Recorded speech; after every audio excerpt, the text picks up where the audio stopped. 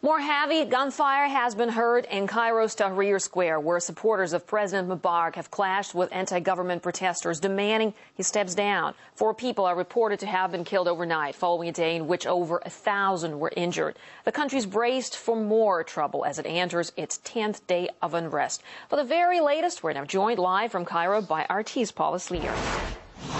Well, Paula, it seems there's little sign of the situation letting up there. What's going on?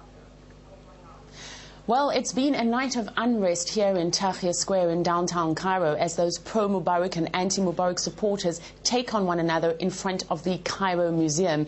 There have been Molotov cocktails thrown. There have been people lifting road signs out of the road to use the poles to fight one another. There are people that have formed almost some kind of system where one carries buckets of stones and then moves back and reinforces the next. That violence showing no sign of abating. Ambulances are there. They've been ferrying the injured forwards and backwards. In the last few hours, we've heard reports of 4 people killed and 13 people injured. There are makeshift clinics operating there as well. A lot of fear, a lot of anger, a lot of frustration.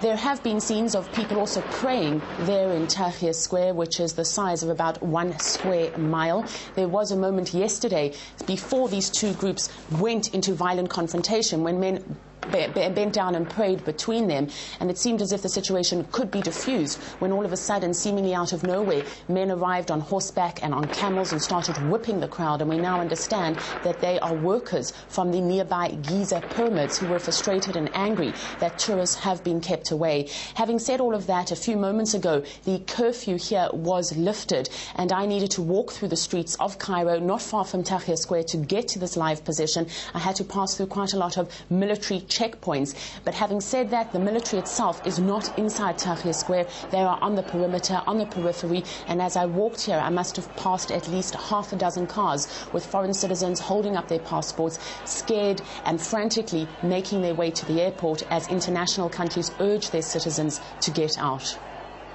Well, Paul, let's now take a look at the political landscape inside the country. So who could eventually come to power in Egypt amid such violence?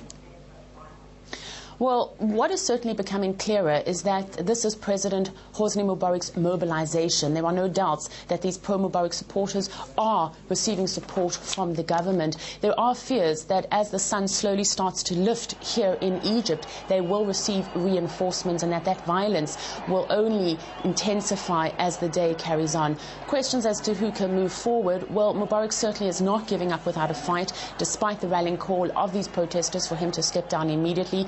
Mohammed al-Baradei is a figure that has been supported and is being supported by the West, but he is seen here as really an American puppet and as a person who will follow the will of the international community much more than he'll follow the will of Egyptians. So there is the hope that the military might still intervene. As I mentioned, they're standing on the perimeter, but they would be the force that would be able to actually do something. But the fact that they're standing there and doing nothing and not putting any pressure on Mubarak to stop the standoff is sending out a message, a very worrying message, that by their silence they almost seem to support him. There is the question, of course, being asked about what this means for Islamists. We have heard rallying calls not only here in Egypt